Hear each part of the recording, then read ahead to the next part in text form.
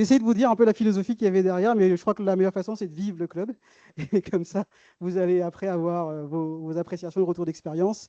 Bienvenue aussi à Madame Outim du ministère de l'Environnement, donc du coup aussi que je vois de ce côté.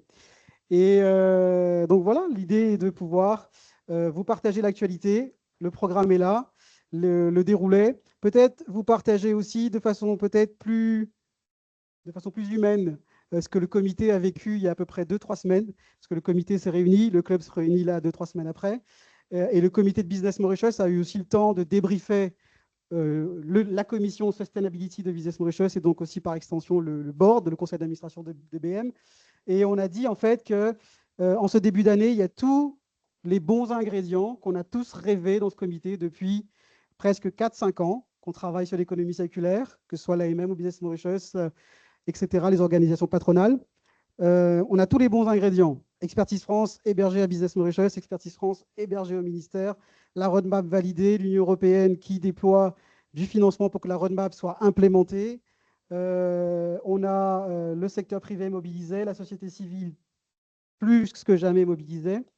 Mais on n'a jamais autant ressenti dans ce comité, et je dois être humain et franc avec vous, on n'a jamais autant ressenti de découragement. Et donc, on espère que ce club nous donne, pour ceux qui sont dans ce comité, il y en a quelques-uns dans la salle, une superbe vibe d'énergie pour nous rebooster. Parce que quand vous faites effectivement l'économie circulaire au quotidien et que vous avez beaucoup de choses à faire dans l'advocacy, beaucoup de choses à faire sur la technique, beaucoup de choses à faire sur le financement, beaucoup de choses à faire sur l'innovation, etc., etc., on finit par avoir cet état un peu général. Et c'est la première fois qu'on l'a vécu, je vous l'assure, hein. Après 4-5 ans de club, c'était la première fois qu'on avait ce ressenti de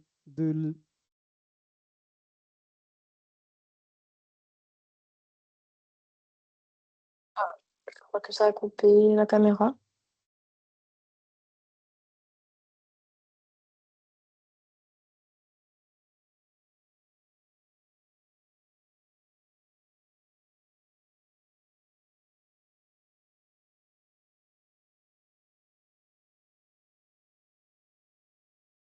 Ouais, il n'y a plus de son et j'ai envoyé un petit message à Sophie.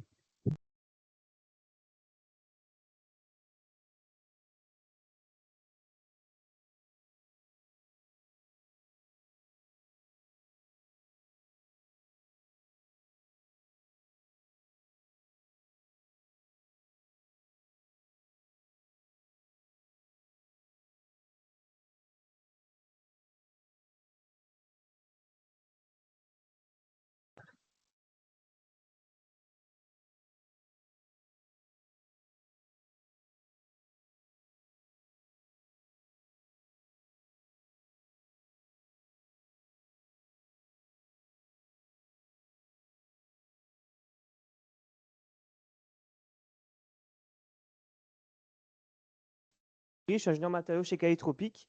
Et pour cette petite, pour commencer sur les plastiques, je me mets là, si tout le monde voit, c'est bon? Oui.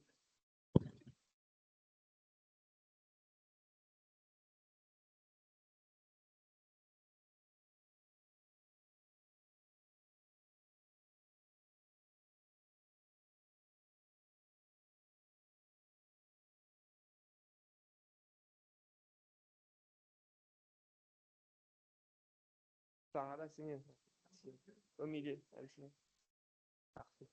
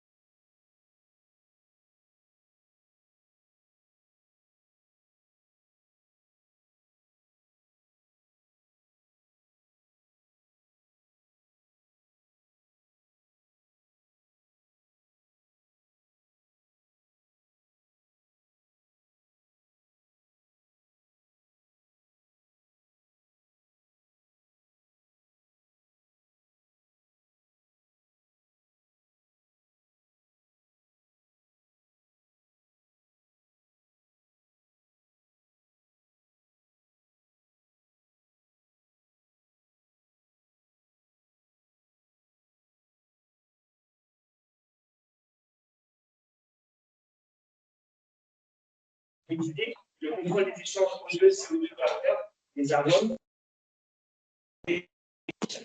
Est-ce que tu m'entends, Mélanie? Et afficher Ah. On t'entend tous en ligne, Virginie, mais on n'entend pas le Jim qui parle. Il a le micro. En tout cas, elle a l'autorisation pour le micro, donc je ne sais pas. En tout cas, ça s'affiche bien pour moi. Tu peux pas te débloquer le micro, toi? Bah, j'ai débloqué Non, le on peut micro pas. de Il y a- Sophie. Son Il n'y a que micro Sophie qui peut activer son micro. voilà, qu'elle active son micro. Son micro, enfin, en tout cas, elle a l'autorisation en tout cas. avec des charges de surveillance. Donc, faire une distance basse, donc pouvoir protéger un produit qui soit Oui, là, il l'entend. C'est bon, là? différentes masses, et surtout maintenant, Non. la recyclabilité. Donc, les matériaux Moi, j'ai un thermoplastiques écho de doivent mon être, côté. monomatériaux ou Non, on monogamies n'entend rien. pour pouvoir favoriser le tri et la valorisation. C'est très Mais je faible. La conception à intégrer dès la conception du produit. Next slide, s'il te plaît. PVR, pardon, c'est la nouvelle réglementation, enfin les améliorations de la réglementation dont Virginie va toucher un mot juste après. Il y aura 4-5 slides, elle va s'en occuper, vous inquiétez pas. Voilà, pour revenir sur le plastique, on a maintenant des plastiques biosourcés et des plastiques biodégradables. Pour refaire un petit point sur ça, donc les plastiques biosourcés, c'est l'origine. Donc l'origine du monomère dont je vous ai parlé tout à l'heure peut venir Virginie, est-ce que tu peux couper ton micro parce que ça fait écho avec celui de Sophie? et être biosourcé. Je sors, alors je sors. C'est un plastique qui contient une fraction de carbone d'origine renouvelable, donc d'origine végétale. Et il faut bien différencier biosourcé et biodégradable parce que ce sont deux propriétés indépendantes. Des exemples de matériaux biosourcés, le biopolyéthylène ou le biopolipropylène, ce sont des plastiques qui sont identiques au polyéthylène classique et au polypropylène classique fossiles. Ils sont recyclables dans les mêmes flux et ils sont surtout intégrables dans les mêmes process de transformation. Simplement, la fabrication du monomère de base est différente et est d'origine végétale. Par exemple, pour fabriquer du polyéthylène, on va partir de la canne à sucre ou de la betterave ou du sucre. On va fabriquer de l'éthylène, de l'éthanol, pardon, par fermentation des sucres. Et après de l'éthanol, on va fabriquer de l'éthylène. Et après de l'éthylène, on va fabriquer du polyéthylène. Et finalement, on retombe sur la même molécule de base comme si elle était pétrosourcée. Voilà, il y en a d'autres. Il y a le bio-PET, il y a le PLA, le polylactique acide, etc. Donc ces normes et références que j'ai listées ici, elles encadrent en fait, pardon. Ah oui. Ces normes et ces références que j'ai listées en dessous, elles encadrent en fait la teneur en biosourcé ou le caractère biosourcé des plastiques. Donc on a par exemple l'ISO 16620 qui mesure la teneur en carbone biosourcé dans les produits. Donc tout ça, ce sont des normes qui vont encadrer les allégations qu'on va venir apposer sur les produits. Voilà, next slide s'il te plaît. De l'autre côté du spectre, on a biodégradable et compostable. Donc c'est des termes qui sont encadrés. Juste avant, j'ai parlé de biosourcé, ça fait référence à l'origine du polymère, du monomère. Biodégradable et compostable, ça fait référence à l'autre bout, donc c'est la fin de vie du plastique. On a le compostage industriel, par exemple, où il y a une dégradation aux alentours de 60 degrés en 6 mois, etc. Donc il y a des normes qui encadrent ça, avec des tests qui sont spécifiés dans les normes, qui permettent de regarder les résidus de microplastiques, si le plastique a été bien assimilé par les micro-organismes du sol, etc., et en combien de temps. Pour permettre après derrière d'avoir un produit qui réponde à ces normes-là et qui soit OK d'être positionné sur le marché. Donc on a différents types de compostage de biodégradabilité. Le compostage industriel, le compostage domestique qui est plus contraignant que le compostage industriel évidemment, et tout ce qui est biodégradation en milieu naturel. Donc j'ai mis les normes, etc. On va pouvoir en discuter tout à l'heure si vous avez des questions. Mais dans tous les cas, aucune norme n'autorise ne certifie l'abandon en nature, ça c'est très important. Il aurait fallu, c'est pas parce qu'on voit ce type de pictogramme ou de normes apposées sur les produits que ça justifie de pouvoir le jeter dehors, etc. Bon, ça paraît évident, mais il faut quand même le rappeler. Voilà, next slide, s'il te plaît. Voilà, un autre de... Oui, voilà, Virginie avec sa matériothèque. Super. On voit aussi beaucoup en ce moment des allégations autour du plastique oxodégradable. Donc, pas plus tard que cette semaine, on a pu voir des plastiques oxodégradables, nous, dans nos visites, être mis en circulation. Donc, ce que c'est, pour le rappeler, donc, ce sont des plastiques conventionnels, comme du polyéthylène, du polypropylène, dans lesquels on va ajouter un additif métallique qui va permettre d'oxyder finalement les chaînes de polymères et favoriser leur dégradation. Donc, quand je dis dégradation, c'est simplement leur fragmentation. Donc, avant, je vous ai parlé de biodégradation. La biodégradation, ça implique une fragmentation, mais ensuite, il faut que ces plastiques qui ont été fragmentés soient consommés et assimilés par les éléments du sol. Quand on a un plastique oxodégradable, par exemple, il y a seulement la fragmentation. Derrière, on a plein de microplastiques qui se retrouvent dans le sol, mais qui n'est pas assimilé par les éléments du sol, par les micro-organismes, etc. Donc, c'est une source incroyable de pollution microplastique. Donc, il faut faire très attention à ces plastiques-là, les oxodégradables, et aux allégations qui y sont liées.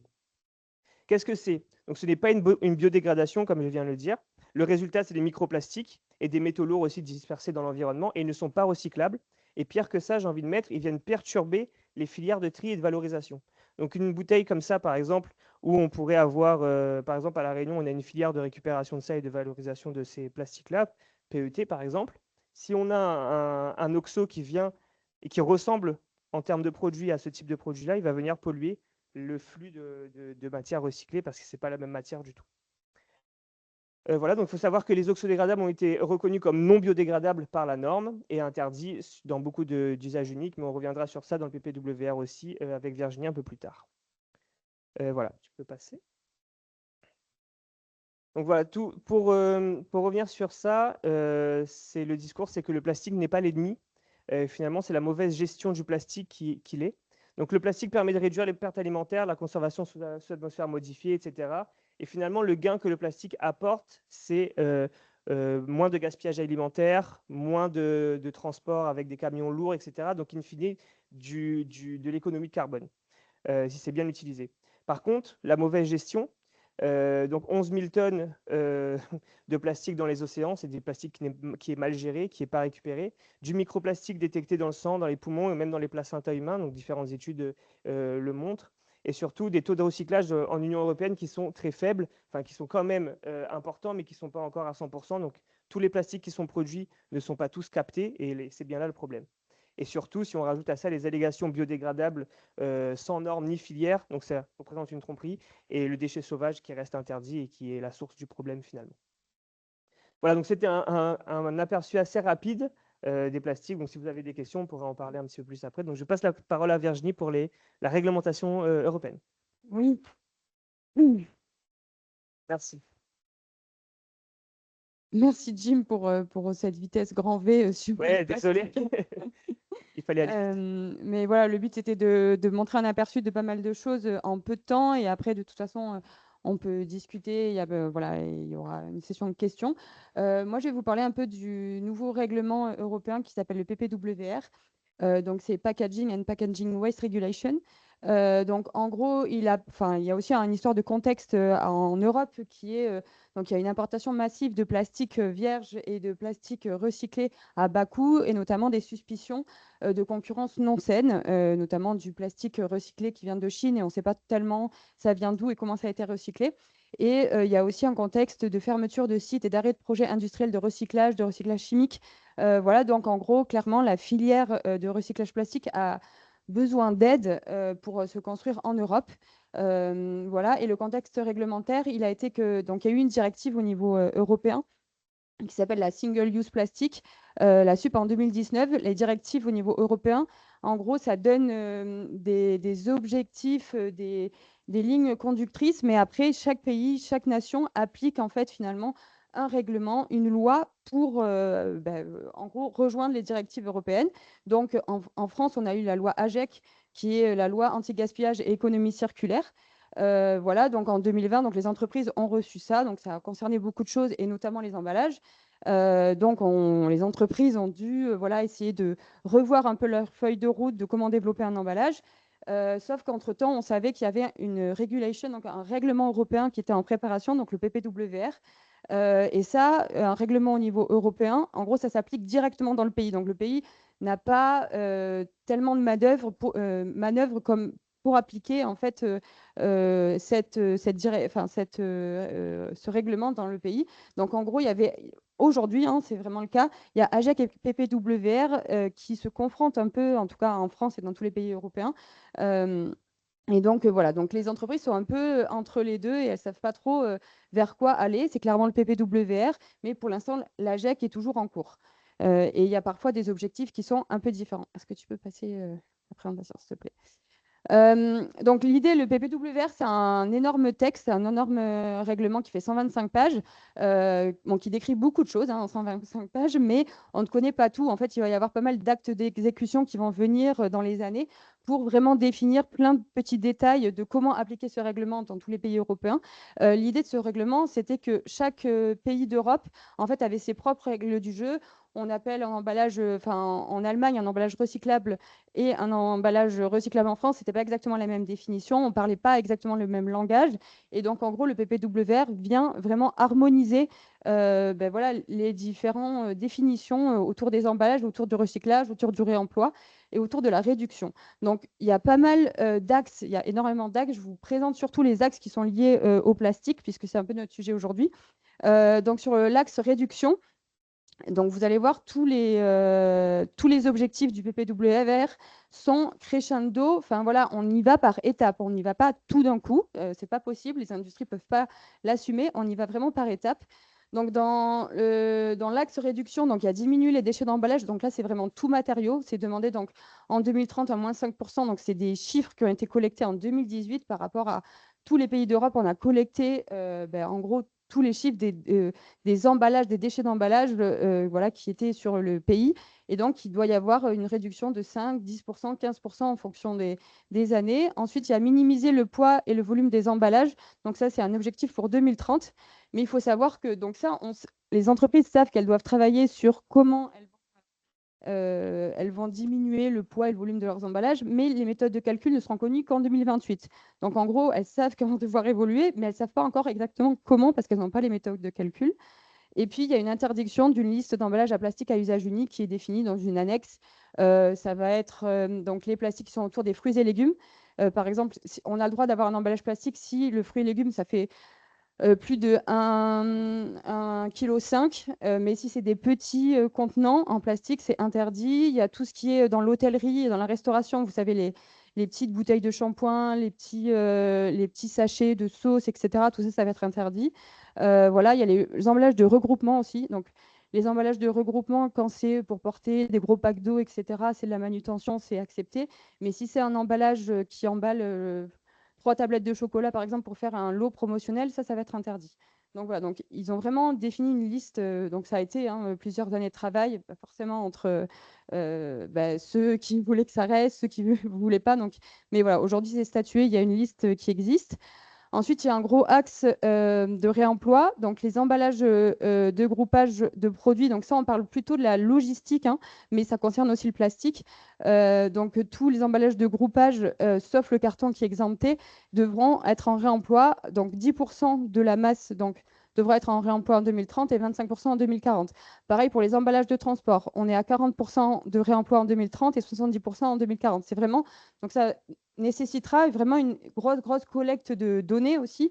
Voilà, mais là, on parle clairement des palettes, des caisses, etc. Donc, ça veut dire que aujourd'hui, s'il y a beaucoup de palettes perdues, demain, ça ne sera pas possible parce qu'il faudra qu'il y ait 70% en 2040. Et donc, ils vont veiller à ce qu'il y ait un suivi de tout le réemploi de ce type d'emballage tertiaire.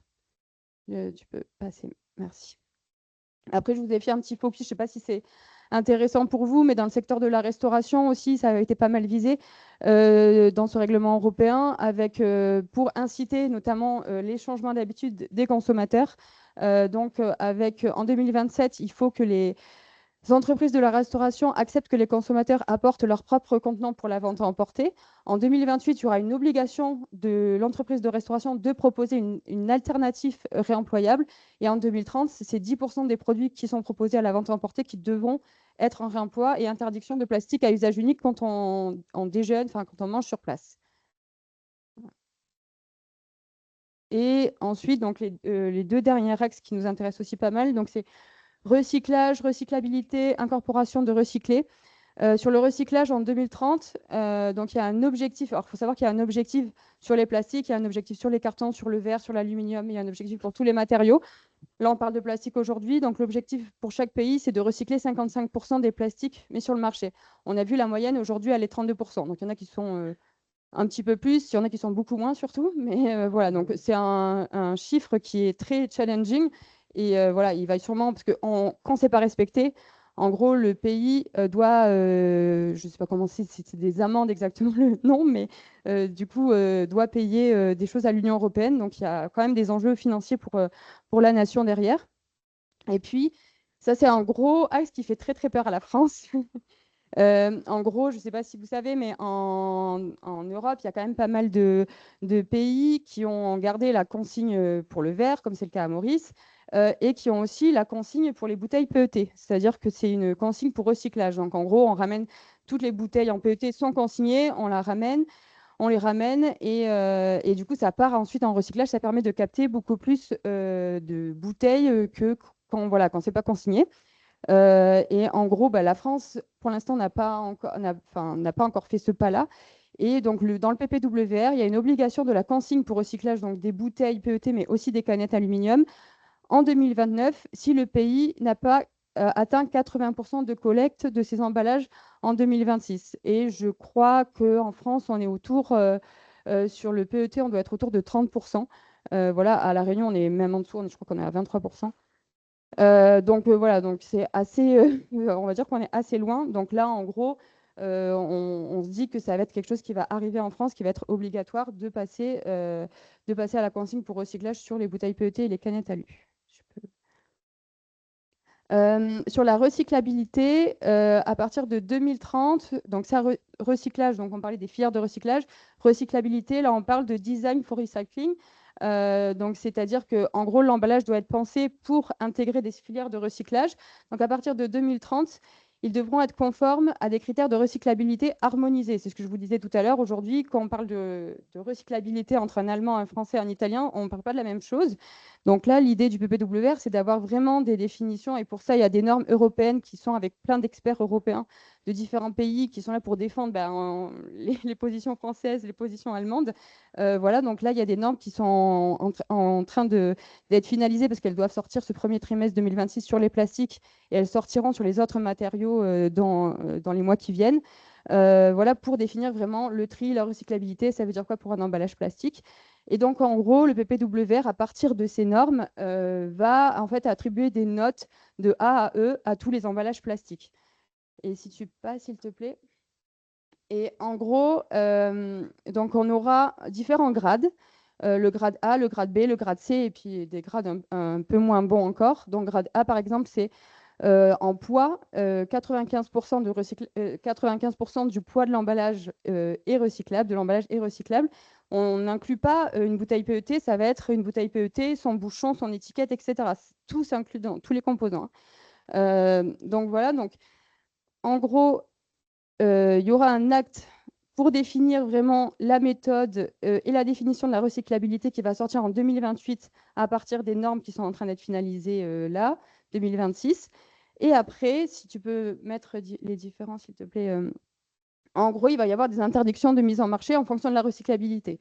Donc, au début, ils ne sont pas trop méchants. En 2030, le grade A, le grade B, le grade C seront autorisés. Et puis, si on est en dessous de 70% de l'emballage qui est recyclable, c'est interdit de mettre en marché. Ensuite, en 2035, on reste sur les mêmes grades, mais par contre, il faudra que ce soit recyclable à l'échelle de l'Union européenne. Donc, c'est-à-dire qu'aujourd'hui, un exemple, ça peut être les pots de yaourt. Par exemple, en France, on aime bien les pots de yaourt individuels. En Allemagne, donc ils sont en PS, c'est du polystyrène. En Allemagne, ils sont plutôt sur des gros pots de yaourt. Voilà, ils n'ont pas les petits pots de yaourt. Donc, ils sont plutôt sur du polypropylène. Donc, ça veut dire que demain, par exemple, si la France a vraiment cette spécificité de PS, l'Union européenne ne va pas se lancer sur du recyclage parce que c'est vraiment spécifique à un pays. Elle va plutôt partir sur du recyclage de polypropylène, de gros pots. Donc, en gros, toutes ces spécificités un peu nationales, elles vont un peu être gommées par l'Europe, quoi. Donc, il faudra vraiment que, en fait, finalement, c'est presque la standardisation des emballages qui va arriver sur l'Union européenne. Voilà, parce que ça sera vraiment des filières à l'échelle européenne. L'idée, c'est de massifier et d'avoir des usines de recyclage qui sont rentables. Voilà, et donc après, on reste en 2038 avec des emballages qui sont autorisés que s'ils sont recyclages à l'échelle de l'Union européenne, et on vient interdire le grade C. Donc, c'est-à-dire que si on n'est pas recyclable au-dessus de 80%, en gros, on disparaît du marché. Donc ça, c'est assez voilà, assez dur pour les industriels parce qu'aujourd'hui, ils doivent travailler finalement sur ce design for recycling avec voilà, ces nouveaux objectifs, mais avec des méthodes qui ne sont pas encore connues. Et ensuite, donc, sur l'incorporation de recyclés, qui est encore un autre pan du recyclage. Donc là, c'est vraiment, là, on a parlé de toute la filière de recyclage, construire le déchet, la filière de recyclage. Et maintenant, pour pouvoir faire que cette filière vive, il faut, et il y en a dans l'Assemblée qui ne vont pas dire le contraire, il faut que les gens achètent du recyclé. Parce que sinon, en gros, on tue la filière, il n'y a pas de marché. Et donc là aussi, le PPWR pousse à l'incorporation de recyclés, pas seulement sur le PET, mais vraiment sur tous les plastiques. Donc, bien sûr, les bouteilles pour boissons en PET à usage unique et du coup qui vont sûrement être consignées dans les années à venir. Donc, 2030, c'est déjà 30% d'incorporation et en 2040, ça sera 65%. Mais on parle aussi des autres emballages en PET. Une barquette PET, elle sera aussi sur des taux un peu moindres, mais quoique, on est quand même sur des taux assez élevés d'incorporation de recyclés. On parle des emballages sensibles au contact plastique autre que le PET, donc le HDPE, le PP. Quand on dit sensible au contact, ça veut dire que, par exemple, si ça doit être du food grade, c'est toujours un peu plus délicat. Donc là, on est plutôt sur des taux plus petits, du 10 et du 25%, parce qu'on sait que le recyclé food grade, il est plus dur à atteindre. Et après, on a d'autres emballages plastiques, donc non sensibles, et là, du coup, on est sur des taux beaucoup plus hauts. Et enfin, pour rejoindre ce que Jim vous expliquait sur le biosourcé et le compostable, le PPWR s'en est emparé aussi, puisque ça a fait pas mal de débats au niveau de l'Union européenne. Donc, Jim l'a expliqué, le plastique biosourcé, donc, qui est fait, on peut obtenir, je crois qu'il y en a une ici, oui, c'est ça, c'est du PEHD à base végétale, donc on peut obtenir du plastique à partir du végétal, mais qui reste un plastique HDPE standard, on va dire. Donc là, l'idée, c'est que de faire des évaluations de la performance environnementale, parce qu'effectivement, pour faire ça, il faut de la culture, il faut voir de quelle matière végétale on parle. Donc ça a aussi des impacts au niveau du cycle de vie et des impacts environnementaux. Donc là, il y a des grosses études qui démarrent pour voir un peu c'est quoi l'impact environnemental d'un plastique biosourcé et comment guider son utilisation, quels critères on va définir et quel objectif d'utilisation. Et après, sur les plastiques compostables, donc ils devront respecter les conditions parce que justement, ça a été à un moment, ça a voulu percer et puis bon, on s'est rendu compte qu'il y avait quand même des choses qui n'étaient pas très favorables pour l'environnement. Donc aujourd'hui, les règles pour un plastique compostable, donc que ce soit industriel ou home compost, il faut qu'ils permettent d'augmenter la collecte des biodéchets.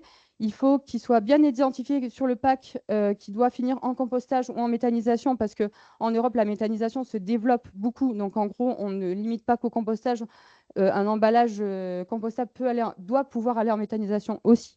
Il ne doit pas impacter sur la qualité du compost, donc ça va devenir avec les normes de certification, et il doit minimiser la contamination de flux de recyclage. Donc ça, j'avoue que minimiser, je ne sais pas comment ils vont le juger, mais voilà, il y aura pas mal de méthodes et d'évaluation pour faire tout ça. Et donc aujourd'hui, nous en France, on se base beaucoup sur la norme EN 13432 sur la biodégradabilité et la compostabilité des plastiques.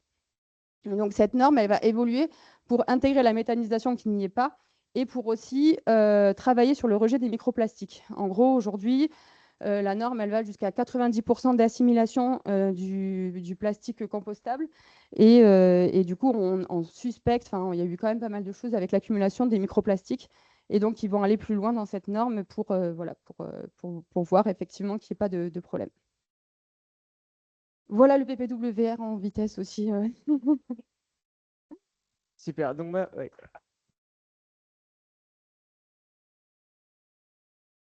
Donc, je reprends la parole pour vous présenter quelques petits exemples de projets emballage plutôt liés éco-conception. Tu peux lancer. Donc, principalement, quand on parle des plastiques, on veut soit essayer de les recycler, soit de les réutiliser, de les réemployer d'une certaine façon. Et sinon, si on n'a pas réussi à faire tout ça, on va les amener à la benne et essayer d'en disposer de la meilleure façon possible. Donc, premier exemple dont je voulais vous parler, c'est de la revalorisation du PEHD, donc polyéthylène haute densité, par le recyclage. Donc ça, c'est une entreprise qu'on a à La Réunion. qui s'est lancé dans ce projet-là de fabriquer des énormes plaques, enfin énormes, elles ne font pas 4 mètres par 4 mètres, mais c'est du 1,20 m par 1,20 m par un procédé de thermocompression, principalement sur des déchets propres issus d'industries de l'île. À La Réunion, on a un centre de recyclage, enfin un centre de tri, pardon, vers lequel va beaucoup de déchets industriels, comme par exemple ces bouchons que vous voyez là. On a eu, il n'y a pas longtemps, enfin il y a quelques années quand même, le fait que les bouchons soient solidaires de la bouteille. Ils sont accrochés ici. Euh, donc tous les stocks de bouchons qui n'étaient pas montés directement sur la préforme, ils ont dû être jetés. Donc ils se sont retrouvés avec des tonnes et des tonnes de bouchons qu'ils avaient déjà commandés sur les bras comme ça.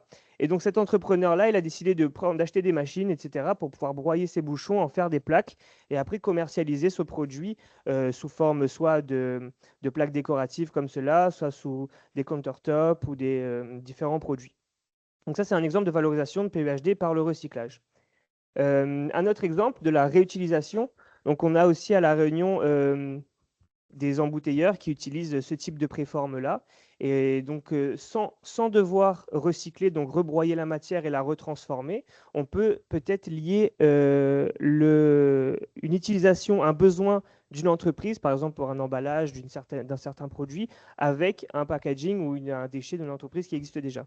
Donc, dans le cadre de ce produit-là, on a réutilisé les préformes.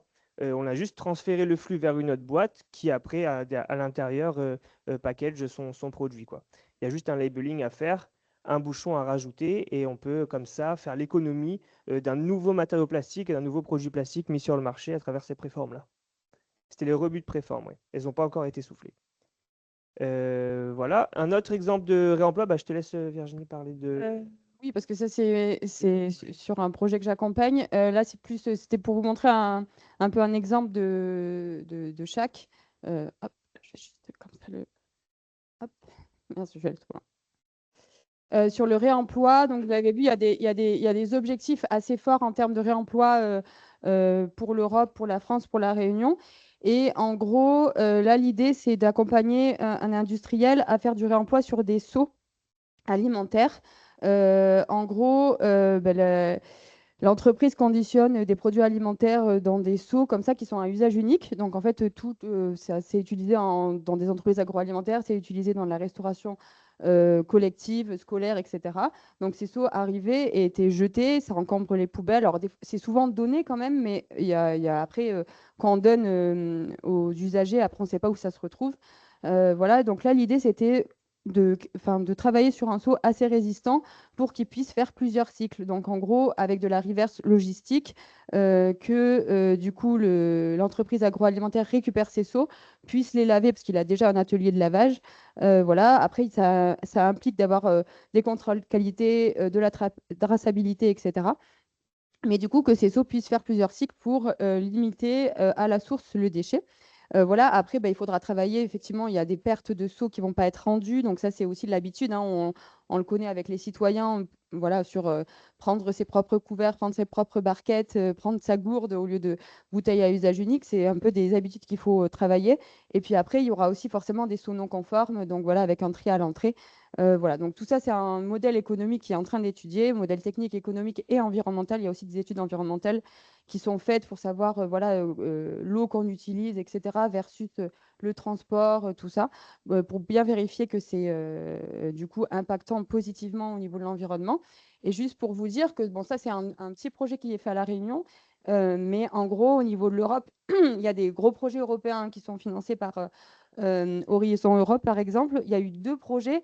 Ces 2 projets-là, Buddypack et Retropack, qui se sont faits pour justement explorer au niveau de divers nations, divers pays européens, pour savoir vraiment, ça s'est fait sur des barquettes, donc du take-away et tout ça, sur du plastique, pour savoir voilà, combien de cycles ça pouvait faire, la contamination, etc. Donc c'est vraiment comment dire, voilà, un axe qui est vraiment très développé par l'Europe pour voir jusqu'où on peut aller explorer du réemploi, pas seulement sur du verre, c'est très connu, mais aussi sur du plastique.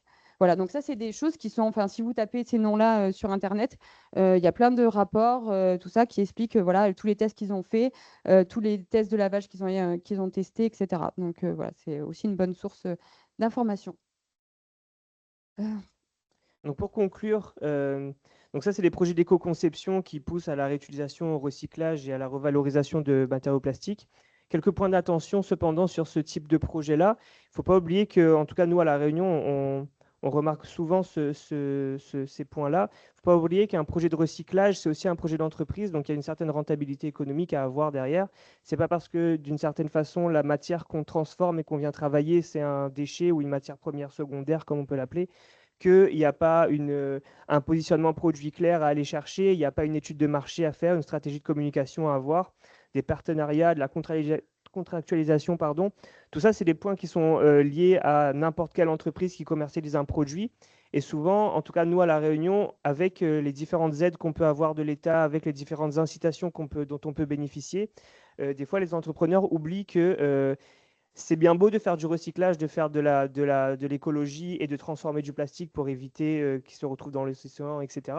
Mais c'est encore plus important et même aussi important, je dirais, d'avoir un positionnement clair par rapport aux produits qu'on vend pour pas que finalement toute la démarche qui a été mise en place jusqu'à présent de cet entrepreneur, de la réflexion qu'on a eue, pour pas que tout ça, ça tombe à l'eau parce qu'on n'arrive pas à vendre les produits derrière, quoi. Donc ça, c'est très important et souvent, c'est un petit peu, on va dire, mis de côté. REP et incitation à l'écologie, je repasse la parole à Virginie. Oui, là, c'était aussi pour vous expliquer, je ne sais pas comment vous êtes familier. Est-ce que vous êtes familier avec la REP des emballages ménagers non? Parce que, enfin, voilà, je ne savais pas trop dans quel détail aller. En gros, en France et donc à La Réunion, quand un producteur, un metteur en marché, on appelle ça, mais les définitions avec le PPWR vont un peu évoluer. Quand un producteur met en vente un produit alimentaire, un produit cosmétique emballé, que ce soit n'importe quel matériau, en gros, il reverse une éco-contribution, bon, une taxe, mais on appelle ça une éco-contribution, à un éco-organisme. En France, il y a 2 éco-organismes qui sont agréés par l'État, selon un cahier des charges défini par l'État, qui sont Citeo et l'Éco. En gros, ça va être des petites sommes, hein, des centimes d'euros, mais par emballage. Et si on met 50 millions sur le marché, bah, ça peut faire quand même des bonnes sommes à la fin de l'année. Donc, chaque année, ils reversent ça aux éco-organismes.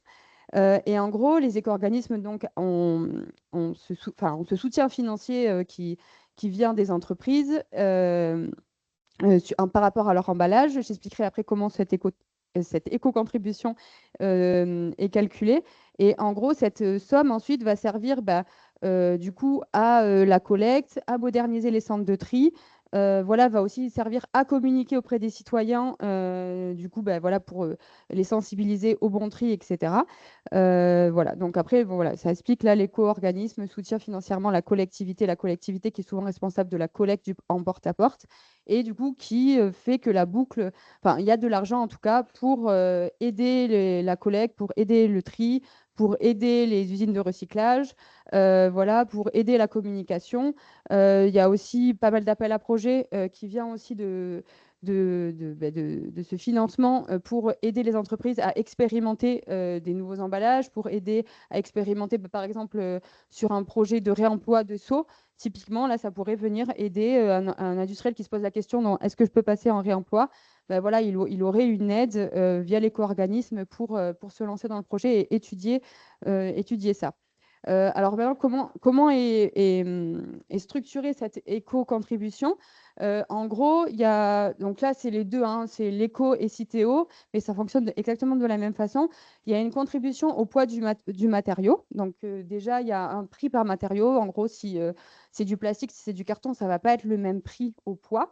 Et après, plus vous avez un emballage lourd, plus vous payez. Donc l'idée, c'est d'inciter à ce que l'emballage soit le plus léger possible.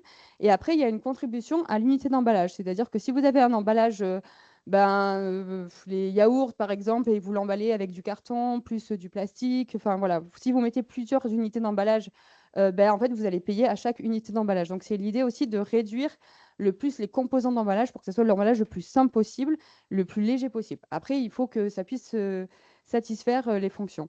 Voilà. Et après, ça, c'est, voilà, on va dire, le corps.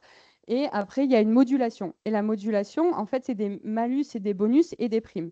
Et ça permet, en fait, aux éco-organismes et indirectement à l'État du coup, de jouer sur dire aux industriels, il faut plus aller vers ce type de plastique, il faut plus aller vers du réemploi, etc. Ça incite vraiment les industriels, du coup, voilà, à partir dans certaines routes. Je veux bien que tu passes, Jim, merci. Donc, je voulais vous donner des exemples de malus, ce bonus, je vais là-bas un peu comme ça. Tac. En gros, c'est pareil, les éco-organismes s'alignent, hein, ils ont les mêmes malus et les mêmes bonus entre les deux. Voilà, donc par exemple, sur le carton, j'en parlais hier avec une entreprise mauricienne de carton, justement.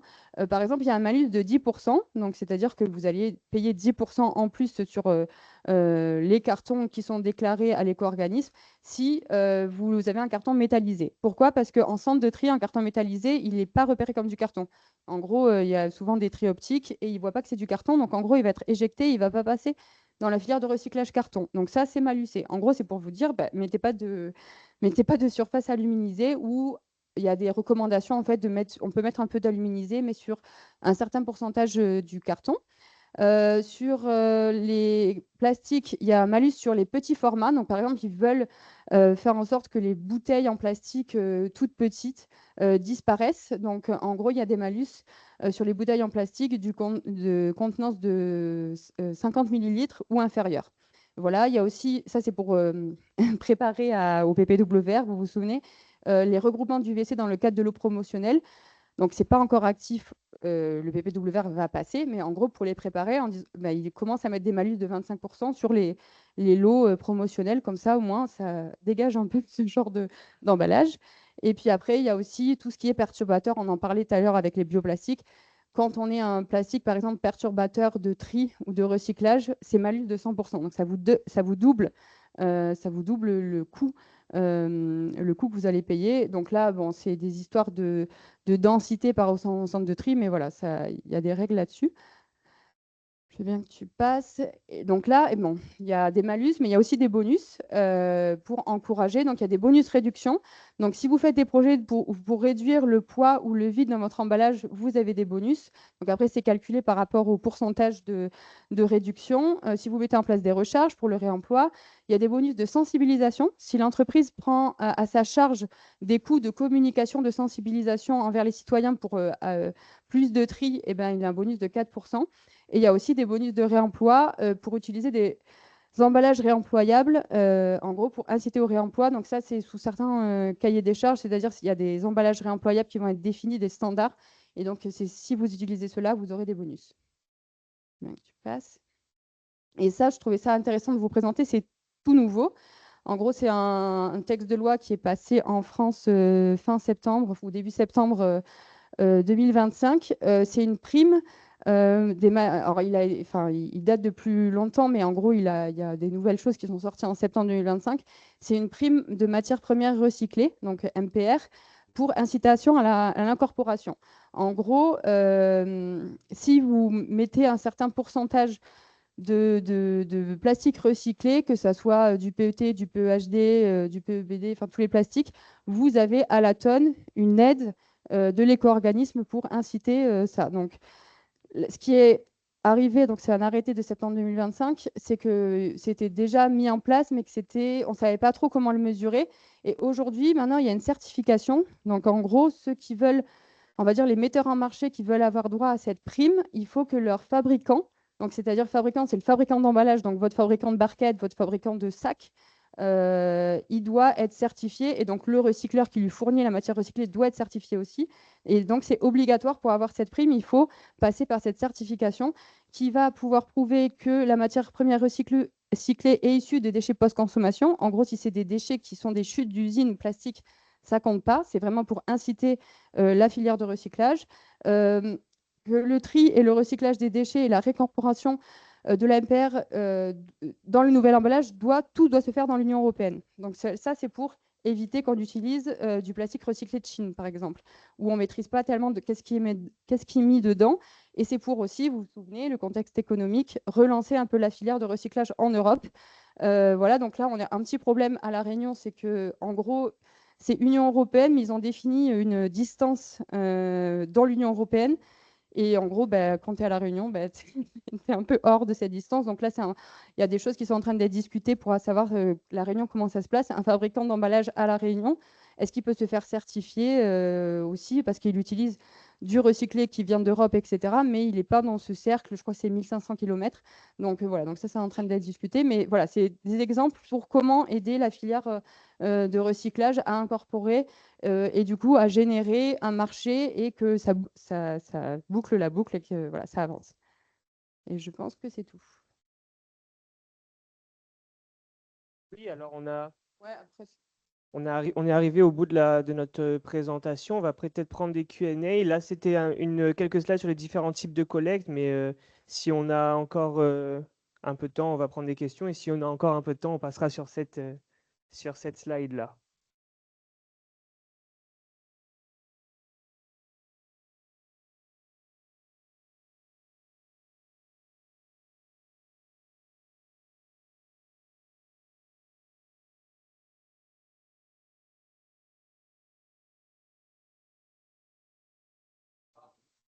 oui, enfin, c'était juste, mais je pense que c'est des choses que vous connaissez en fait. C'était c'était juste pour rappeler que la collecte des déchets d'emballage, elle n'est pas linéaire, que c'est pas juste. Bon, voilà, enfin, il y a de la collecte porte-à-porte. Nous, c'est ce qu'on a majoritairement à La Réunion.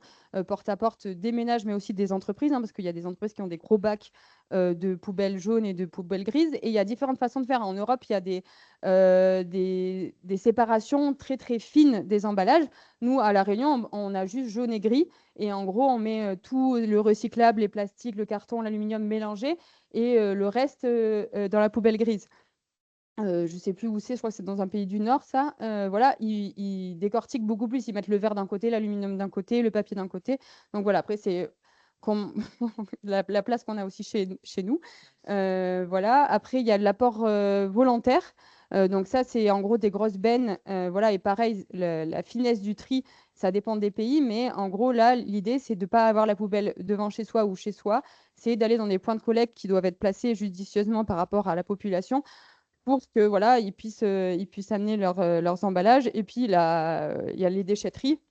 On en a des déchetteries qui sont aussi ouvertes aux petites entreprises où elles peuvent aller trier leurs emballages, mais c'est de l'apport volontaire. Il faut prendre sa voiture, il faut prendre un moyen pour y aller. Ouais. Ensuite, ça, c'est beaucoup fait en Allemagne, voilà, dans les pays du Nord. C'est les systèmes de consigne des emballages, que ça soit verre ou plastique, hein, on l'a vu, il y a aussi la consigne plastique pour recyclage. Voilà, donc c'est souvent des RVM voilà, ou des machines automatiques. Il y a aussi la collecte incitative. Donc, donc c'est un peu la même chose, sauf que là, c'est de la consigne. Donc, on vous rend une consigne que vous avez payée. Là, c'est plutôt, en gros, on vous récompense de votre tri. Là, ça, c'est un dispositif à La Réunion, Clink, qui vient d'être installé. Donc ça, c'est sur des bornes à verre, mais ça a aussi été installé sur des bornes de déchets d'emballage d'apport volontaire. C'est en gros, à chaque fois que vous mettez sur une appli, et à chaque fois que vous mettez une bouteille de verre ou que vous mettez un emballage, en gros, vous collectez des points qui vous permettent ensuite d'avoir des avantages commerciaux dans des boutiques. Voilà. Et après, pour finir, merci. Et en gros, après, il y a des collectes industrielles. Donc là, les gros industriels qui ont beaucoup de déchets, en gros, ils passent par des prestataires privés pour venir collecter. Là, on parle à un niveau de benne. Voilà, il y a la collecte hors foyer, la consommation nomade. Donc en fait, ça va être des plus petites bennes. Voilà, et pareil, il y a des finesses de tri différentes. Et il y a aussi des collectes spécifiques ponctuelles. Vous avez mis un exemple à La Réunion, il y a Ecoagri sur les déchets d'emballage de l'agriculture, donc les bidons, les sacs, etc. Où en gros il y a deux collectes par an avec un cahier des charges très précis en disant en gros vos sacs vous les emballez comme ça, les bidons ils doivent être rincés, etc. Il y a tout un protocole et du coup il y a des points d'apport volontaire où 2 fois par an, du coup les agriculteurs peuvent ramener leurs emballages pour que ça soit traité et surtout pas finir dans la nature. Donc voilà, donc l'idée, c'est qu'il y a plein de collectes différentes et c'est pas une seule collecte qui fait qu'on arrive à collecter tous les déchets d'emballage. C'est vraiment finalement la somme de tout, de plusieurs dispositifs qui fait qu'on y arrive. C'est ça. Voilà. C'est juste ça.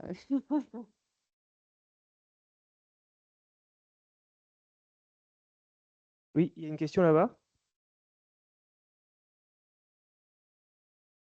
Bonjour, moi je suis Daisy du ministère de l'Environnement. Au fait, j'ai deux questions, mais je ne sais pas si vous avez déjà la réponse. Un, c'est pour Citeo et c'est quoi? L'ECO, c'est des compagnies privées ou gérées par le gouvernement? Non, c'est des compagnies privées qui sont agréées par l'État. Donc, l'État fournit un cahier des charges, voilà, des objectifs qu'ils veulent faire. Ces organismes privés à but non lucratif donc, postulent, écrivent leur feuille de route et l'État, du coup, approuve ou pas. Et donc, du coup, là, il y a plusieurs années, Citeo était tout seul. Maintenant, il y a l'ECO. Et donc là, on va avoir une nouvelle REP, la 26e REP. En France, on est les spécialistes. Donc, si vous avez des questions, qui va arriver sur les emballages industriels. Aujourd'hui, les emballages ménagers, ceux qu'on a à la maison, qu'on jette chez nous, ils font partie d'une REP. Mais les emballages des industriels, donc typiquement les seaux alimentaires qu'on a vus, les bidons, etc., aujourd'hui, il n'y avait pas d'éco-contribution, il n'y avait pas de REP organisée là-dessus. Et donc là, elle arrive en juillet de cette année. Et donc là, concrètement, puisqu'on y est, il y a un cahier des charges qui a été émis là début d'année. Là, ils sont en train de déposer leur feuille de route au gouvernement. Ils vont être approuvés d'ici avril ou mai. Et après, les éco-contributions et en gros, l'obligation des entreprises devront être de s'affilier à du coup à un des éco-organismes. Et il y en a 3 qui sont en liste, quoi. Maintenant, le gouvernement aime bien en avoir plusieurs parce que du coup, ça fait que voilà, il y a de la concurrence aussi, ça, c'est sain, quoi. Mais est-ce qu'ils ont des redevances envers le gouvernement, disons, de faire des retours? Oui, par contre, ils sont très surveillés. Et d'ailleurs, ça a été assez critiqué, ça, en France, qu'il n'y avait pas assez de surveillance parce qu'il y a énormément de REP. Voilà, donc maintenant, il y aura beaucoup plus de transparence. Il y a même j'ai plus le nom en tête, mais il y aura un comité qui va sûrement s'occuper de un peu surveiller, en tout cas collecter les datas, de savoir qu'est-ce qui est fait avec cet argent, etc. Voilà, est-ce que ça, voilà, il y a même des obligations. Par exemple, c'est une obligation pour le réemploi. Avant, c'était pas le cas. Je ne sais pas si c'est arrivé l'année dernière ou l'année d'avant, mais en gros, 5% de la manne financière, enfin voilà, de ce qu'ils ont collecté en éco-contribution doit être versé pour le réemploi.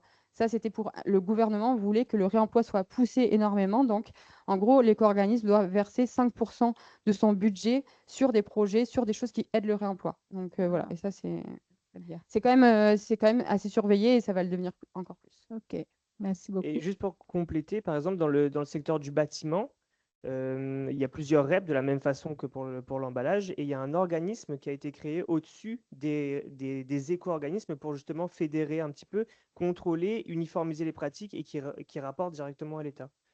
Voilà, donc Il n'y a c'est pas cela dans le plastique, bah, pas pour l'instant. pas de ce que je cherche, non. Voilà, pour faire ce Du côté du reporting. bâtiment. Pas pour... Ouais, ça, mais ça existe Ah. déjà pour le bâtiment. Oui, mais je demande si ça existe déjà pour le Non, plastique, non, pas il n'y a encore. pas encore. Voilà, OK. c'est ça. OK. Et puis, une deuxième question. À un moment donné, vous disiez que les compagnies, ils devaient mettre, je crois, 55% des plastiques qu'ils ont mis sur le marché, ils devaient collecter. C'est collecté. Je me souviens plus si c'était Non, l'autre question. je crois que c'était pour le recyclage. En gros, 55% des plastiques mis sur le marché doivent être recyclés, partir dans une filière de recyclage. Oui. C'est pas à l'échelle de la compagnie, c'est à l'échelle du pays. Donc, Ah. c'est assez challenging, mais ça veut dire qu'il y a des plastiques qui vont être très bien collectés aujourd'hui enfin voilà, après ça dépend de comment on calcule, mais Ouais. voilà, sur le PET, c'est ça. assez bien, mais sur d'autres plastiques, c'est C'est plus assez, difficile. voilà, donc c'est plus Non, difficile. c'est ça, ma question était comment ils vont monitorer Oui. les 50%, comment ça se fait. Mais vous me dites que c'est à l'échelle du pays. Oui, c'est à l'échelle du pays. C'est pas Oui. de la Comme compagnie. comme les taux de réemploi, c'est à l'échelle du pays. Donc, ça veut dire qu'il y a Ah. des. Enfin, voilà. OK. Donc c'est vraiment, en gros, les éco-organismes ont un peu les chiffres de tous les emballages qui sont mis sur le marché, donc par catégorie de matériaux. Et en gros, après, on mesure tout ce qui rentre dans les centres de tri, tout ce qui part chez le recycleur. Oui, Et donc, en gros, ils font des ratios. OK. Au Voilà, niveau du pays, ça Au va être niveau un du peu pays. plus facile. Oui. Je pensais que c'était au niveau des compagnies. Oui. C'est plus difficile de retracer comment la quantité qu'ils ont mis sur le marché, comment Oui, récupérer. voilà, c'est pour ça. Et Ok. c'est pour ça que les éco-organismes, eux, agissent au niveau des compagnies pour inciter à ce qu'ils aillent et qu'ils design for recycling pour que après la nation puisse aller vers ces chiffres-là. Ouais. Voilà. Ok. Merci beaucoup. Bonjour tout le monde. Bonjour, merci tout d'abord pour le partage. J'ai 3 questions, je vais être un peu rapide. Euh, Vous avez parlé d'un projet, enfin de quelques projets sur l'éco-conception qui promouvent tout ce qui est le système de consigne. Je pense que vous avez utilisé l'exemple de contenant pour la nourriture. Mhm. Par rapport aux projets qui ont été implémentés, est-ce qu'ils ont eu des challenges au niveau de l'implémentation, par exemple? euh, la collaboration des distributeurs, comme des supermarchés, pour pouvoir recollecter ces emballages que souvent ne sont pas nécessairement propres, l'espace, mais également quel a été le taux de retour quand on a ce genre de projet, normalement? Ça, c'est ma première question. Alors, à La Réunion, du coup, à part les shoppings de bière, mais qui sont même pas dans un système de consigne, qui sont un système un peu différent, où il y a des bons taux de retour, mais parce que c'est plutôt de l'incitation financière. À La Réunion, sinon, on n'y est pas encore du tout à la consigne. Il y a des choses qui commencent à se mettre en place, des projets qui commencent à se mettre en place, mais effectivement, on se heurte à ces problèmes-là, notamment sur le verre, parce que le verre, on peut pas le compacter. Donc voilà, c'est ça les espaces. Même pour mettre des RVM, c'est assez compliqué voilà, pour défendre les choses au niveau des grandes surfaces. Par contre, ben, là aussi, c'est aussi l'État qui va venir en aide. Il y avait déjà des choses au niveau de la loi AGEC, anti-gaspillage et économie circulaire au niveau national, pour inciter les magasins du coup, à accueillir ce genre d'espace. Mais effectivement, c'est toujours un peu les histoires de contrats, qui va s'occuper de quoi, la maintenance des machines, etc. Et non, c'est très complexe. Et pour l'instant, j'ai pas de chiffres sur la Réunion parce que c'est vraiment en lancement. Par contre, au niveau français, du coup, en France, il y a le réemploi, enfin la consigne pour le verre a été abandonnée. Il y a un énorme projet donc de Citeo, de l'éco-organisme qui a financé ce gros projet. Donc, il y a 4 grandes régions du nord de la France qui, du coup, se lancent sur la remettre en place la consigne pour le verre. Et donc, du coup, c'est énorme hein, comme budget de projet, mais en gros, ils sont passés par développer des standards de bouteilles. Donc, à part les gros comme Heineken, etc., qui peuvent se garder leurs bouteilles parce qu'ils sont présents partout sur le territoire, sinon, en gros, les jus, les pots, etc., ils ont développé des brevets ouverts de moules pour que en fait, toutes les entreprises puissent adopter ce standard et que ça puisse circuler. Et là, donc, c'est en expérimentation. Ça a été lancé il y a 10 mois, quelque chose comme ça, pour voir et pour effectivement vraiment enfin, détecter les différents points de friction qu'il y a. Donc voilà. Donc ça, il faut. Enfin, voilà. En tout cas, enfin, un pays qui a abandonné la consigne et qui revient, voilà, fait cette grosse expérimentation pour voir comment le remettre le plus facilement possible et aussi avec les enjeux d'aujourd'hui où on est plus nombreux, où il y a beaucoup plus de produits. Voilà.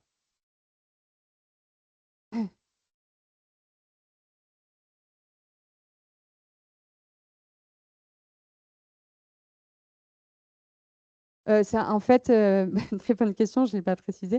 Ça inclut les metteurs en marché. Donc, c'est les producteurs, mais c'est aussi les importateurs dans le sens où c'est l'entreprise qui va mettre du coup le produit sur le territoire.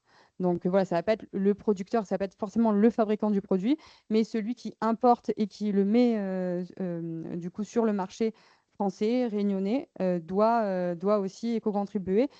Et enfin, en toute transparence, il y a beaucoup de mal à essayer de capter et repérer tous ces importateurs et qui collectent. Mais voilà, le but, c'est que, enfin, normalement, légalement, ils doivent le faire.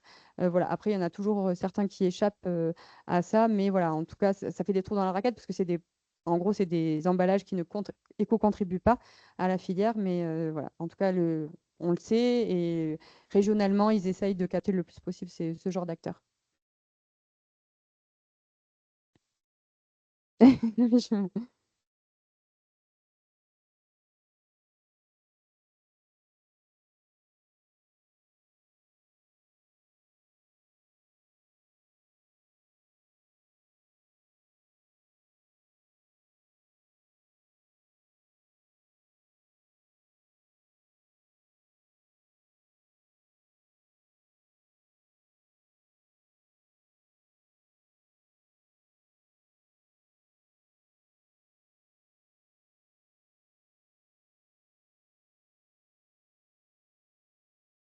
Mm.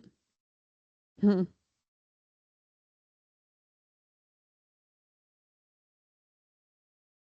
Et- Ouais, mais ça passe par beaucoup de communication. C'est drôle parce que je donne un cours à l'école d'ingénieurs demain enfin, sur l'éco-conception des emballages. J'ai plein d'exemples d'emballages plastiques qui ont été réduits et notamment ça passe souvent par des innovations de produits, donc la concentration, parce que en fait c'est de la concentration de produits mais pour un même usage. Donc c'est vraiment travailler sur finalement le produit et l'emballage sont très liés, hein, donc travailler sur le produit pour réduire l'emballage. Donc oui, il y a des exemples, pas forcément au niveau de la Réunion, mais au niveau de la France, il y en a plein.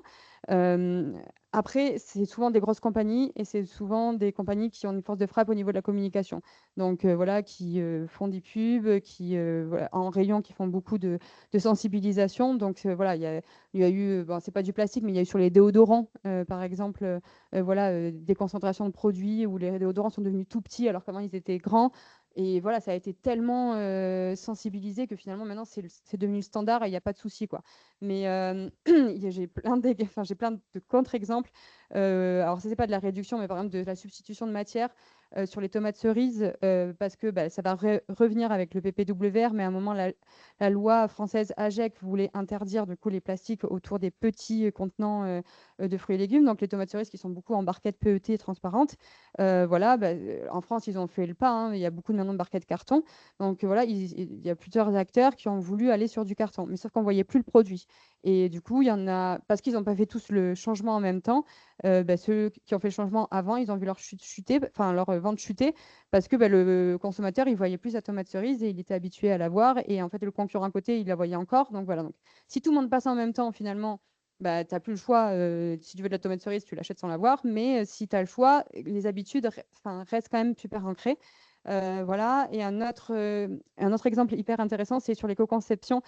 Quand on est vu de La Réunion ou de Maurice, par exemple, sur les détergents, en Europe, ils travaillent beaucoup sur la réduction des lessives, des bidons, etc. Donc, mais sauf que c'est pour des choses qui voyagent en camion et qui, voilà. Et donc, quand ça prend du container, que ça prend des manipulations de containers 4 à 5 fois, etc., que souvent les containers, ils sont hyper optimisés parce qu'il n'y a pas de palette en bas, ils mettent tous les cartons et que ça supporte un poids qu'ils ne devraient pas supporter, et bien en fait, on se retrouve avec des bidons lessifs qui sont crevés et des pertes de produits, etc. Donc, moi, j'ai aussi vu ce côté à La Réunion où on m'expliquait avec l'éco-conception, des fois, quand à La Réunion, c'est un peu l'ennemi parce que, ben, en fait, on a réduit le plastique, mais du coup, par rapport à un produit importé qui va loin et qui est beaucoup manipulé, eh ben, ça peut aussi faire de la perte de produits. Donc, il faut aussi voir où ça va, etc., quoi.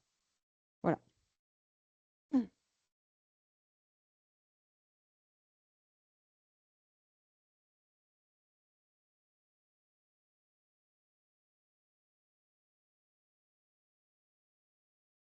Ben, c'est tout l'incitation, hein.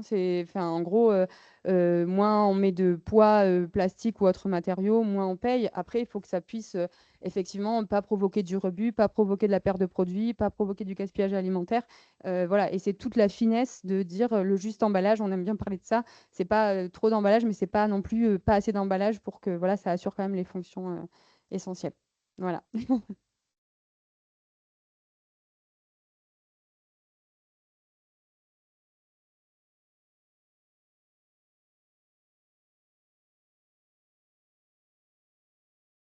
En tout cas, merci à tous et voilà, pas de-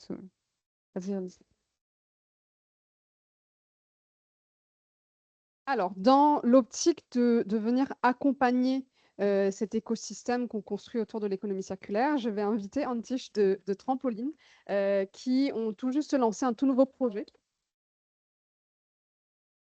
Alors, vous nous excuserez, il y a des fantômes de poules dans ce bâtiment parce que c'est un ancien poulailler, donc de temps en temps, ils nous jouent des petits tours. Donc Antiche qui va venir vous présenter un tout nouveau projet de trampoline qui justement va se focaliser cette année sur l'économie circulaire des déchets électroniques et du plastique. Vas-y.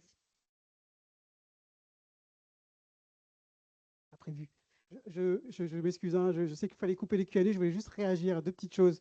Et comme après, je vais aussi vous laisser juste avant midi. Mais la question du ministère, hein, sur les filières REP, les éco-organismes, la redevabilité vis-à-vis du secteur public et la transparence, j'ai bien apprécié la réponse de Virginie sur le retour d'expérience européen, voire très français. Effectivement, je crois même qu'en France, il y a une filière REP de mémoire qui va récupérer les fusées de détresse en mer lorsque on lance, je me dis quand quelqu'un pense à aller récupérer les fusées de détresse en mer. Mais je trouve aussi que c'est un retour d'expérience après presque 25 ans, je crois, les filières REP, c'est début des années 2000 dans l'OCDE. Donc encore plus loin que 25 ans. Moi, j'aurais peut-être juste ce message dans le club, on se veut d'être dans un langage franc et transparent et humain. Dans le contexte filière REP mauricien, parce qu'il y en a une qui est en train de se mettre en place sur les e-waste, les D3E, je comprends aussi le besoin de pouvoir s'aligner sur les meilleures tendances marché par rapport à une autorité publique qui veut avoir du contrôle, du monitoring et du suivi. Mais plus on va aller très loin justement dans la mise en œuvre de suivi, régulation, etc., plus on va freiner le démarrage. Donc à un moment donné, il faut avoir aussi un juste milieu entre apprendre de ce qui se fait ailleurs, mais aussi se dire il faut à un moment donné lancer la dynamique, parce que plus on veut avoir le cadre réglementaire sur l'autorité privée qui, lui, va devoir après aller mettre les financements et les moyens, la logistique, etc., au final, il ne se passera jamais rien. Si on reste comme ça à se dire il faut que je contrôle tout, il faut que j'ai une transparence, il faut, hein, mais je veux aussi dire qu'au démarrage, 20 ans, 30 ans en arrière, à un moment donné, il faut aussi donner la flexibilité. Moi, je reste un peu sur cette phrase un peu cash. Les filières REP, c'est un outil de l'autorité privée pour le privé et pour que les importateurs, metteurs sur le marché s'organisent entre eux. Et ensuite, il faut que les associations ONG qui sont déjà en train de faire des choses en aval eh ben, rentrent dans l'ordre, dans une chaîne, un maillon en fait, et qui après soit financé et rémunéré par l'éco-contribution et non pas la taxation qui pourrait être perçue par l'État. Donc voilà, je voulais moi juste passer ce message pour que ceux qui sont nouveaux et qui se rassemblent et qui viennent ici pour la première fois comprennent aussi qu'on peut avoir ce langage franc vis-à-vis l'autorité publique. Merci d'être là, mais c'était moi un peu le rééquilibrage que je voulais donner par rapport à la redevabilité, à la transparence et le monitoring. Et puis Samuel, je voulais juste dire que peut-être tu pourrais dire 3 mots. Désolé vraiment, hein. Parce qu'il y a eu beaucoup d'efforts sur la réglementation vis-à-vis du plastique, l'interdiction, etc. Et je pense que peut-être ceux qui sont là pour la première fois pourraient au moins savoir ce qu'on fait en tant qu'association professionnelle sur l'interdiction. Justement, l'interdiction, le ban, mais vraiment 3 mots. Je ne sais pas si tu arriverais à faire ça. Je prends le micro après. Pas de souci. Et vous m'excuserez si je vous quitte en cours de route. Alors, c'est vrai, tout à l'heure, je l'ai très rapidement mentionné. Depuis 2021, quand cette loi single-use plastique est arrivée à Maurice, on a essayé d'être proactif là-dessus avant que les industriels se retrouvent au pied du mur, c'est-à-dire de ne plus avoir le droit d'utiliser ces single-use plastiques, de les mettre sur le marché et se retrouvent derrière avec des problématiques d'immobilisation, d'amortissement, d'emploi, etc. C'est des chaînes de production qui sont là à risque. Et pour ça, on a même un travail avec Alitropic de point de vue projet, privé. Donc, ça a été de la montée en compétences, c'était de la formation, de la visite terrain, des audits, des rapports de recommandation. Donc, ça, c'est toute la partie interne projet. Et d'un point de vue plaidoyer, on limite beaucoup aussi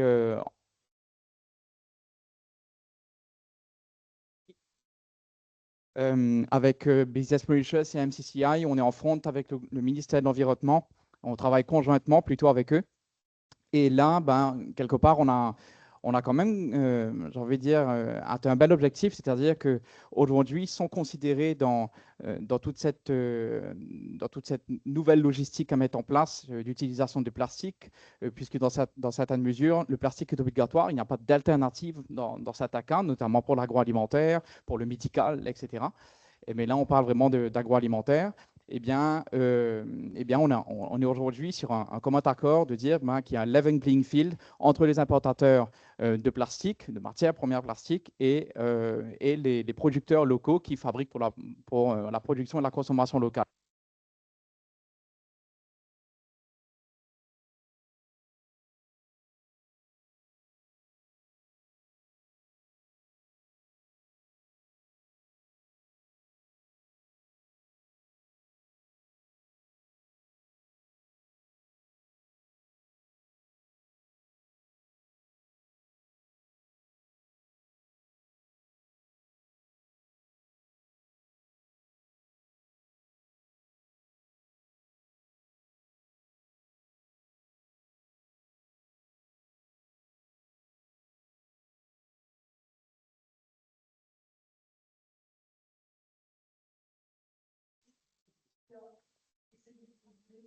des moratoires annuels, organisés au gouvernement, des fois dans des conditions différentes de l'Union européenne, qui peut avoir des technologies. En plus de choses que nous, insulaires, dans cette technologie, on a fait un programme de discours, un accompagnement de l'info, etc. Nous, en fait, nos insulaires, ils ont été inventés par des annuels, pas hiverne. C'est ça que vous voyez pour les absolument. Le fait de faire un court terme, c'est une perspective de l'urgence, par contre, l'urgence, c'est des arguments. C'est le maximum d'emballage pour pas retrouver avec des stocks non utilisés. Eh bien, le moratoire de dernière minute, merci. Eh bien, le moratoire de dernière minute vient les faire quelque part commander un nouveau stock d'emballage, mais en urgence, par avion, etc. Donc, c'est des coûts logistiques qui sont beaucoup plus chers. Donc, raison pour laquelle le moratoire est une solution à court terme, mais là, on rentre quand même dans une suite de roadmap d'économie circulaire, de roadmap plastique qui est aujourd'hui cadré. Donc, c'est quelque chose qui est prévu à long terme. C'est de bonnes initiatives, un bon départ. Et maintenant, il faut vraiment rentrer dans l'implémentation et regarder comment faire tout ça. Je ne suis pas rentré dans les détails volontairement de toute la partie process qui est prévue pour cette année. Grégory, je ne sais pas si tu voudrais en parler rapidement en introduction.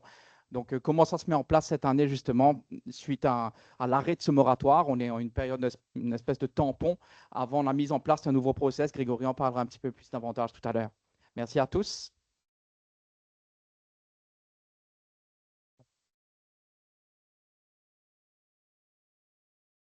Hello tout le monde. Non, il n'y a pas de souci. Can I switch to English? Ça va pour tout le monde? Can I switch to English? Allez, cool. Great. Hein? Créole too, okay. Cool. Hi everyone. I'm Antish. I'm the Innovation and Partnerships Lead at Trampoline. Sophie, tu peux mettre next. Ouais. See, like if you don't know about Trampoline yet, so we are a business incubator from the Karimji Group, and we've been operating for the past 4 years, and we've supported around 100 projects over the past 4 years at different growth stages. And for us, it was more of a learning curve. We've taken enough time to talk to startups, to talk to corporates, to really understand the ecosystem. Just to mention that around 50% of the projects that we've supported has been around circular economy. So there's a lot of interest coming from startups in that regards. As I was mentioning, we took the time over the past 4 years to really understand what are the constraints in the ecosystem. And one of the things that some of the insights that I can share with you next, to play, Sophie. Some of the insights that we gathered was from the startups, and if you don't know, most startups fail in the first few years because of the valley of death. What's the valley of death? It's basically where most startups don't have market access to market. They don't really understand the market needs, and also they don't have enough funding to start their ventures. On the other side,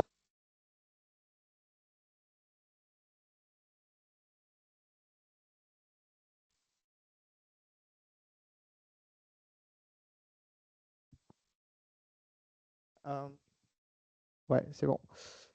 In regards to sustainability, a lot of startups, a lot of initiatives running around. There's a lot of initiatives from corporate as well, and they want to do more. But often there is that silos energies where we don't know what's happening on the other end of the island. On the other hand, for startups, as I mentioned, the valley of death, it's very hard for them to start a new venture, especially, as you know, in terms of circular economy. It's even more challenging when you're doing impact and business, both of them. And for corporates, a lot of them are willing to go the extra mile and do more in terms of sustainability, especially with the EPR coming. There's a new agency that's coming, and they want to do more, but they do have the funding and the resources, but they don't have the bandwidth to do that. And this is why we came with Jumpstart. You can go to the next one, Sophie. Jumpstart is what we launched this year. Jumpstart is a venture clienting program. So this is where we bring the bridge between the startups and the corporates. So, so the corporates, they get access to emerging innovative startups who are working in the field of sustainability to address their core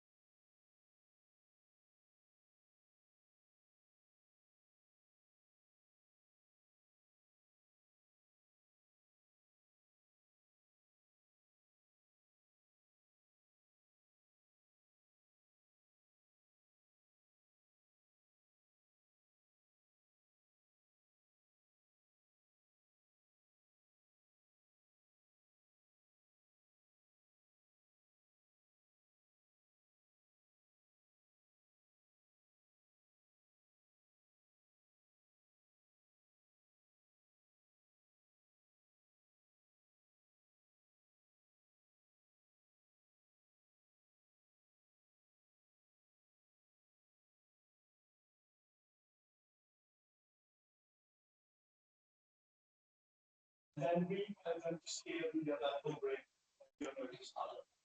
So just to, it's quite technical, but I'm going to take questions after the network session. Next slide, please. So this year we've launched Jumpstart in January. We've launched with 2 corporate innovations, and is application for e-waste, and we've launched with QBM, Quality Beverages, on the Plastic Waste Challenge. And we are open to different innovations because we know there's a lot to be done in the ecosystem in Mauritius. So we've launched it in terms of collection, in terms of treatment, and in terms of data traceability. So we are opening it for a diverse range of solutions that can come in the ecosystem and bring value to this. Just to tell you that the call for application is till the 12th of April. So if any of you know any startups who wants to apply, please tell them to go to our website. We're going to share QR code as well in a bit. But also a big announcement for corporates in the room or organizations in the room who are looking for solutions in regards to sustainability, but they don't have the bandwidth to do so. We'll be happy to talk to you and see how we can have you in the program as well in the next cycle that we're going to have. So very quickly, the next slide, which is the last one.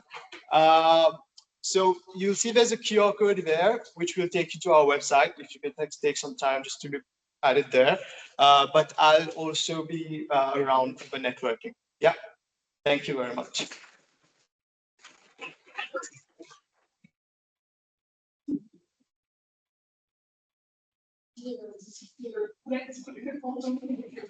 Alors, je ne vais plus, je crois que je n'ai plus besoin de me présenter. On a Grégory maintenant qui va intervenir justement sur le contexte des plastiques aujourd'hui en Maurice pour vous faire un catch-up de ce qui s'est passé dans les kilomètres et là où on en est aujourd'hui. Bonjour. Alors, je parle bien fort, près du téléphone, à Capella, mais bon, et quoi, 45 minutes, 1 heure? Tu as 125 slides. J'ai des codes, exactement. 15 minutes, ok. Alors, alors je salue nos partenaires de la réunion. Voilà, je vais me recaler. Protocole tout observé, monsieur de l'AFD, merci d'être parmi nous aujourd'hui.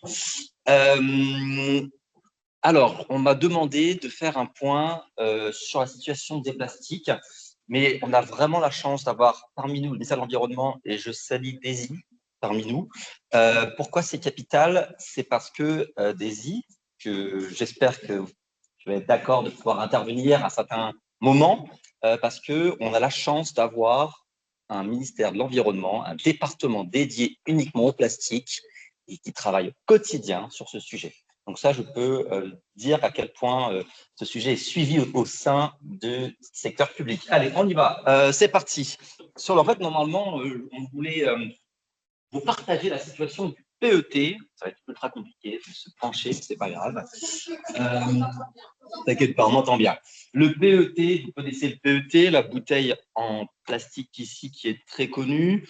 Alors, on a en fait, depuis la fin de l'année dernière, un décrochage du PET. On est arrivé sur un taux de collecte qui était plus ou moins intéressant, on était à 43%. 43% sans tri à la source, sans consigne. C'est intéressant, sur un territoire où en fait, on avait plutôt de l'apport en borne d'apport. Mais on a quelques enjeux de décrochage et on va venir dessus rapidement après. Qu'est-ce qui est à retenir? Donc, sur la bouteille PET, en fait, depuis 2001, il y a une régulation qui existe. Et cette régulation, elle dit quoi? Elle dit que pour pouvoir embouteiller donc, des bouteilles en PET, il faut un permis qui est déposé, Daisy, chez vous, c'est ça? À votre ministère? Top.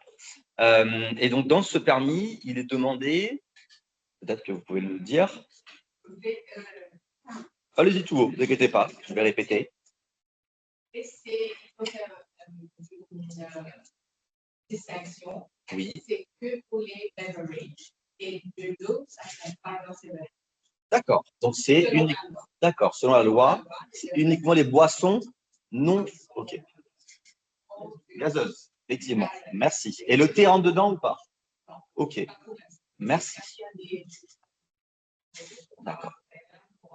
OK. OK. Alors. Oui. c'est actuellement, c'est que deux compagnies Ok, alors en fait, donc sur chaque permis, vous devez déclarer tous les ans ce que vous émettez comme quantité de bouteilles sur le marché.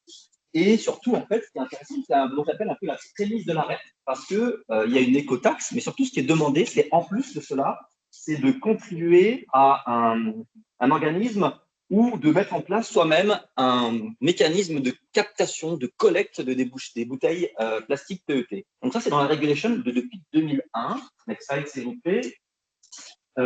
Et alors, on va cacher, donc ça, je vais mesure, mais l'année dernière, qui peut me dire combien de bouteilles ont été émises sur le territoire?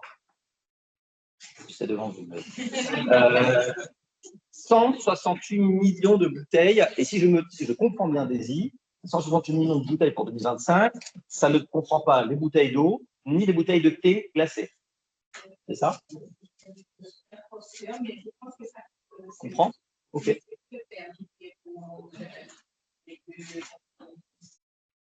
Merci. Très clair. Donc, quand même, on a 168 millions de bouteilles PET émises sur le territoire en 2025, ce qui représente 5 000 tonnes de thé. Et on voit par contre un décrochage dans la collecte. On est tombé à 25% de la captation et du recyclage. Aïe. Ce décrochage, en fait, il est intéressant à venir dessus après. Mais on voulait quand même dire que cette matière, elle a un financement, il y a une fiscalité qui existe dessus, une taxe de 2 roupies. Une fois qu'il y a ça, c'est intéressant parce qu'on pourrait se dire, aïe, il n'y a pas de taxe, comment je vais financer la collecte? Mais, et pour donner un exemple, et je me suis trompé, comptez le nombre de zéros. Phoenix Bev, en 10 ans, ils ont contribué à 100 millions, pas 1 milliard, parce que je me suis trompé, mais 1,5 milliard de roupies à la PET tax. Donc, ça fait un paquet d'argent qui pourrait être mis en œuvre pour capter ces bouteilles. Next slide, s'il vous plaît. Alors, les raisons, qu'est-ce qui se passe? On l'a bien vu, ces bouteilles en plastique, CET, sont très diffus. Post-consommation, malheureusement, on le retrouve dans la nature, il y a beaucoup de gestes d'incivilité. Et ça, la première complexité, c'est que le flux diffus, il coûte très cher à capter. Parce que lorsque, par exemple, il est massifié, un hôtel, par exemple, qui consomme des bouteilles, c'est assez simple. Certains ont mis en place, et je salue Sun Life ici, donc justement, on va dire du tri dans certains hôtels. Et là, on voit que le PET est collecté, massifié, et ça coûte beaucoup moins cher d'envoyer un camion récupérer, imaginons, une benne, que d'avoir à faire le tour de l'île pour récupérer du PET. Donc, ça coûte cher, ça coûte jusqu'à 45, même à 50 roupies le kilo de PET collecté par les ONG, Recycle et Émissions Vertes notamment, parce que leurs petits camions font le tour de l'île et transportent de l'air avant tout. Ensuite, on a un autre effet qui se coule, comme on appelle, c'est que le second exportateur de PET, parce que le PET n'est pas recyclé ici, Réseau Up, malheureusement, a fermé ses portes, et eux, ils représentaient quasiment 720 tonnes de PET sorties du territoire par année. 720 tonnes. L'année dernière, on a exporté 1283 tonnes. Donc, vous voyez, en fait, le décrochage, c'est aussi parce qu'on a un gros player qui a disparu. Et en fait, on a en fait un enjeu, c'est que chaque kilo de PET qui rentre, d'accord, il y a une taxe qui est envoyée à la MRE, ça représente 65 roupies. Donc, normalement, ce fonds devrait être dédié pour la collecte du PET, mais en rétribution, il n'y a que 15 roupies. Donc, collecter 65, redistribuer 15.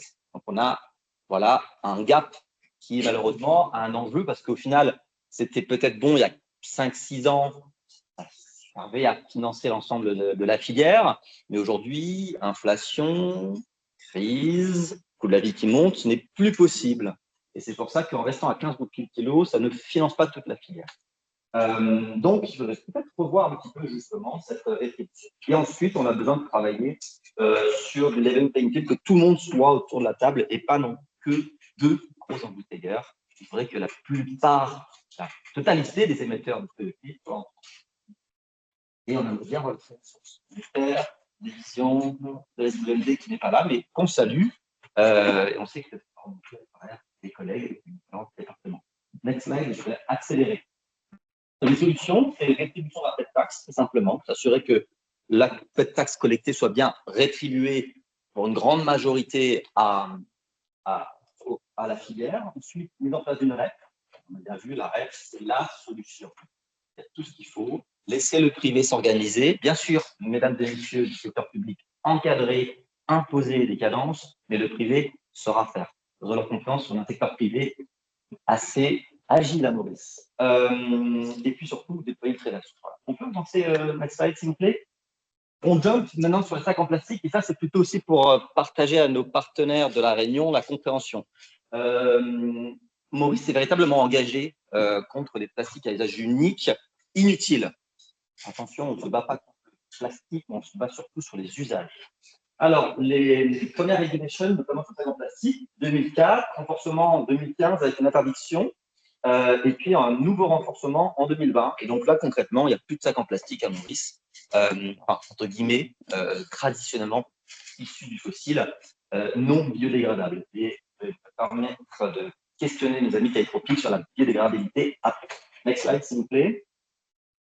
On a, excusez-moi pour les petits couacs, on verra ça plus tard, mais on a toute une série de regulations qui sont entrées en vigueur. Daisy, peut-être 2 mots. Qu'est-ce qui est venu à partir de quelle année? La loi est passée en 2004. Oui. En 2021. OK. C'est un outil produit. OK. Entre autres, comme les catégories, OK.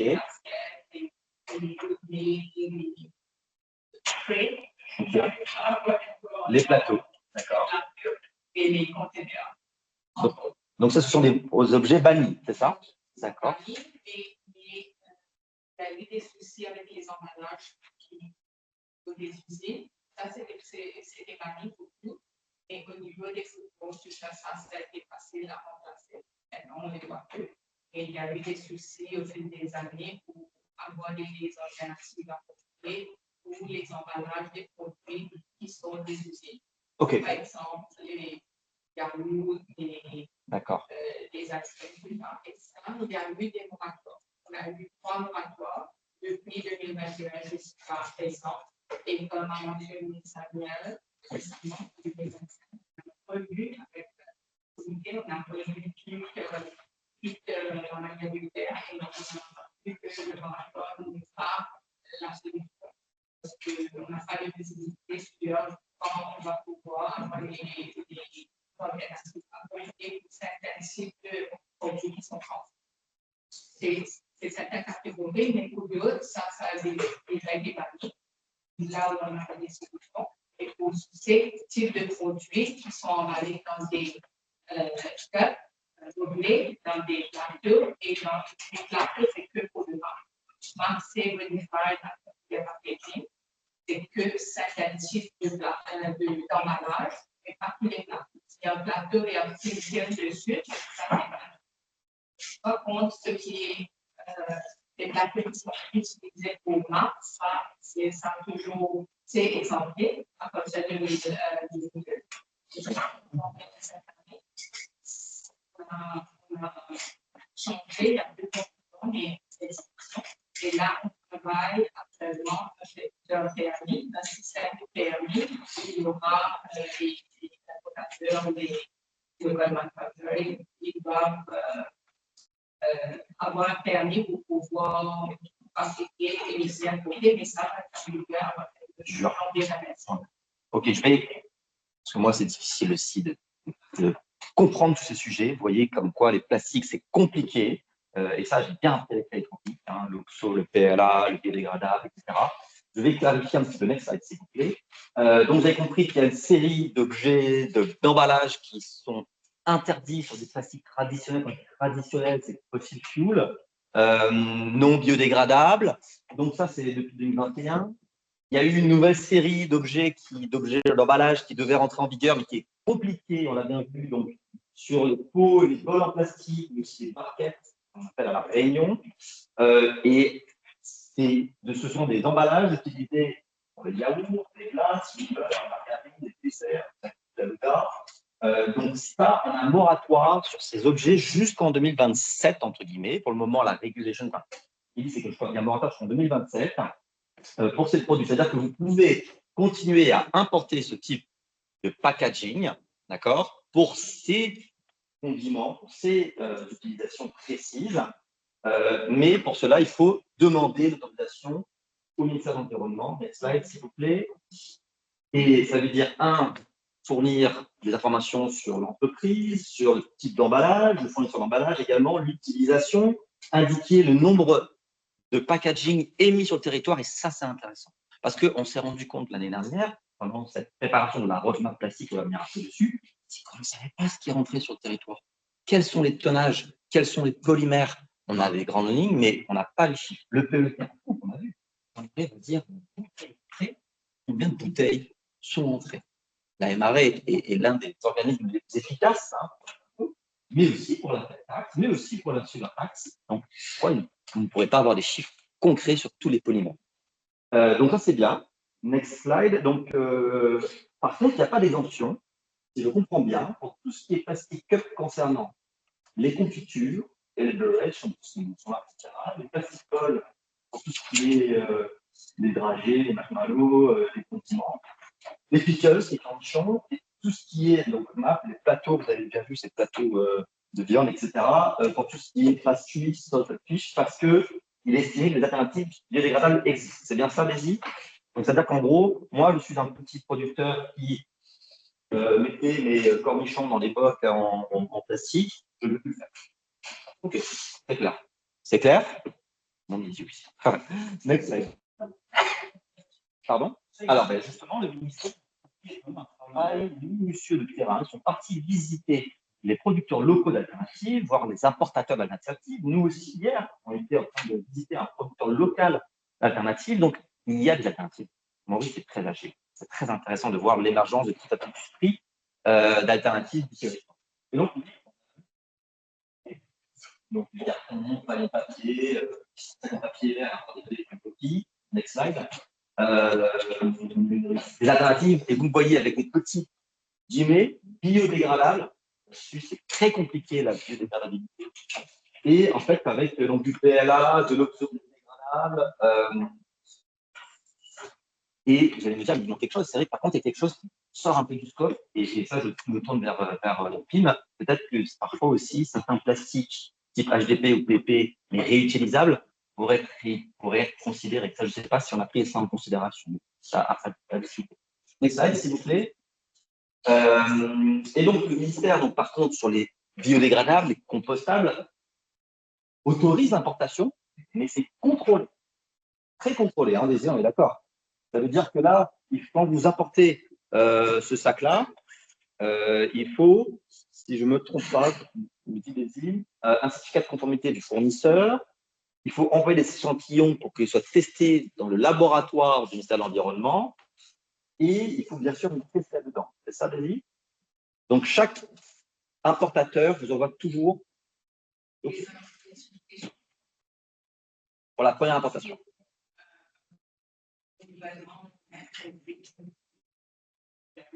Ça roule. Ok. Ok.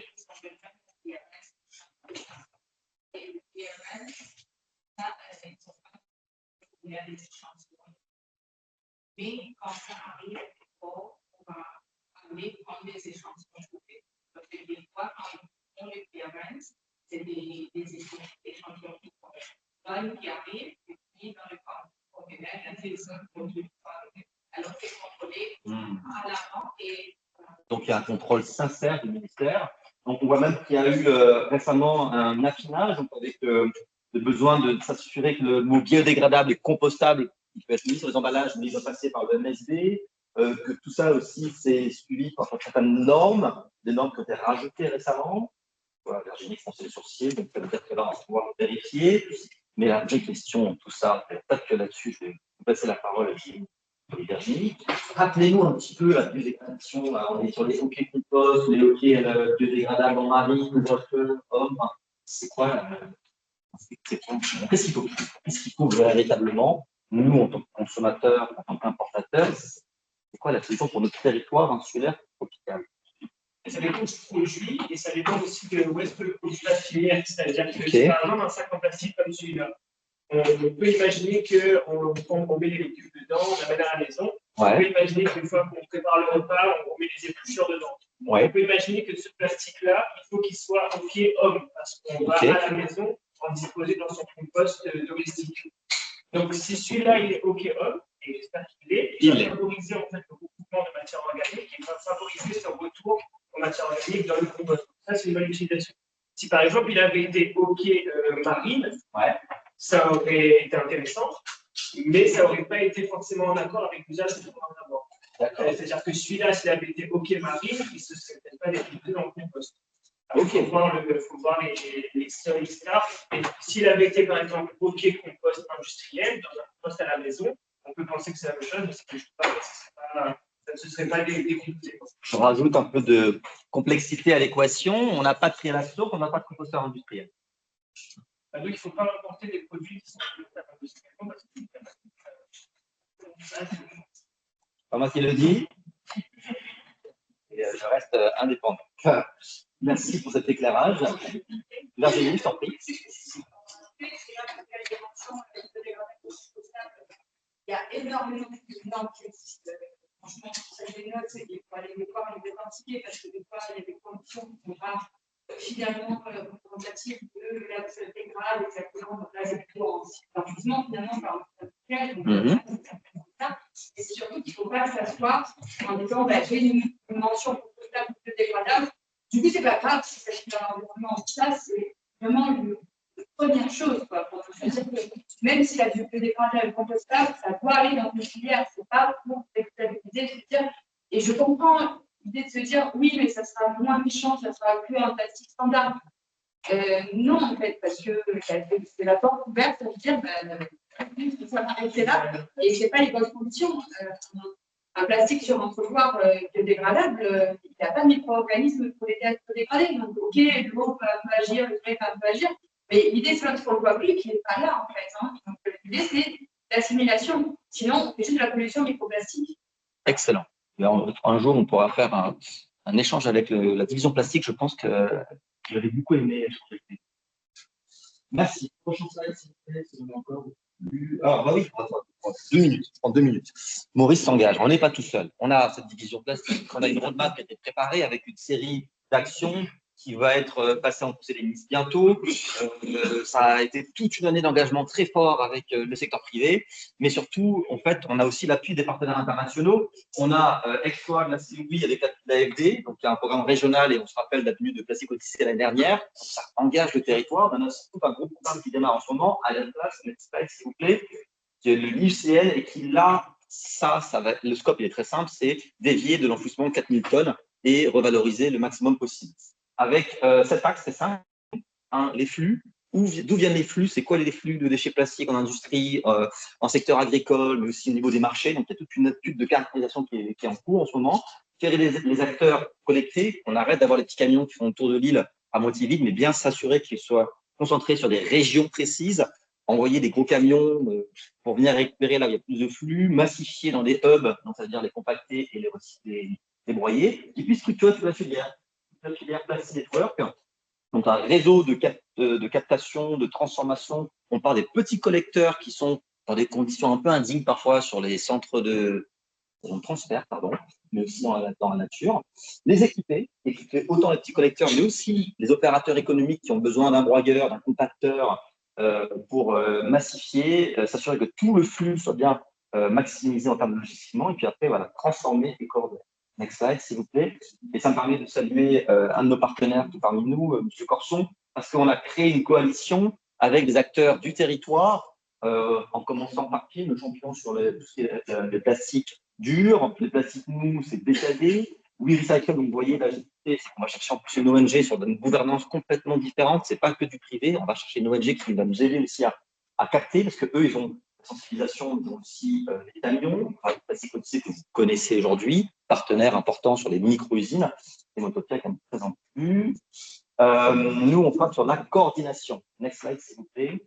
Ah, et on a besoin de vous. Wow. Ça, c'est magnifique. On a besoin de vous. On a une cartographie des flux qu'on doit avoir. Parce que la roadmap, elle est géniale, mais on n'arrive pas à avoir les chiffres. Donc, on va vous envoyer tout ça, ce QR code, ce questionnaire, et si vous pouvez remplir, et chaque information capitale. Si vous êtes capable de dire, bah, chez moi, dans mon usine, dans mon commerce, je fais 100 kilos par mois avec tel type de polymère, c'est déjà ça. Ça permet de… C'est comme un petit puzzle, non pas de 100 pièces, mais de millions, mais on arrivera à rassembler toutes les pièces pour avoir une visibilité complète. Next slide, s'il vous plaît. Et donc, ça, c'est un gros programme qui démarre en ce moment et qui s'appelle Allen Place. Et je crois que je m'arrête là pour les plastiques. Merci à vous pour votre attention.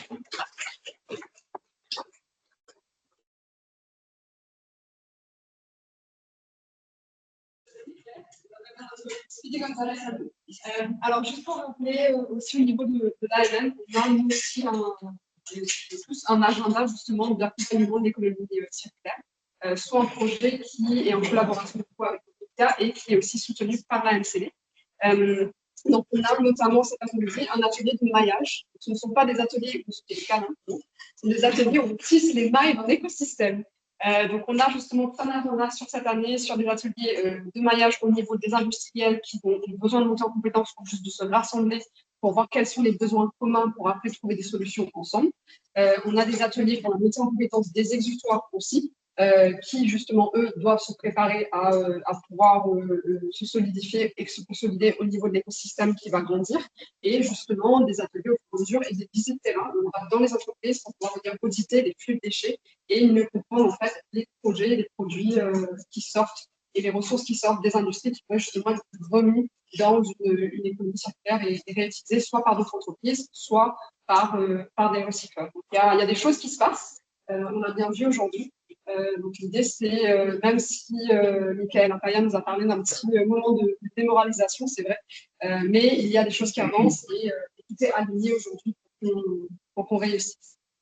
Merci à tous. Irina, je voulais intervenir rapidement.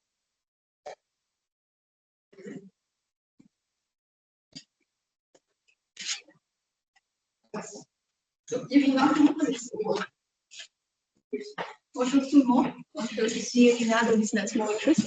C'est moi qui envoie les invitations, donc vous avez vu mon nom quelque part. La dernière fois, on a fait le club à Business Mauritius au mois de décembre. Donc, comme d'habitude, à chaque prochain club, nous préparons un newsletter qui retrace tout ce qui était dit durant le club pour le club de décembre, pour ceux qui n'ont pas pu y assister. Ou pour ceux qui veulent se remémorer de quoi on a dit. Donc, la newsletter est prête, vous pouvez scanner le QR code. Sinon, on va aussi vous envoyer directement aussi le newsletter ultérieurement. Et je vous remercie pour votre présence aujourd'hui. Merci beaucoup. Merci à tous. À nos intervenants, les convives qui nous ont rejoints aujourd'hui pour ce premier club, à nos invités spéciaux, Calitropic, à nos partenaires Business Mauritius, et un petit merci spécial à Sophie aussi pour toute l'organisation en temps record dans les logistiques. Merci beaucoup.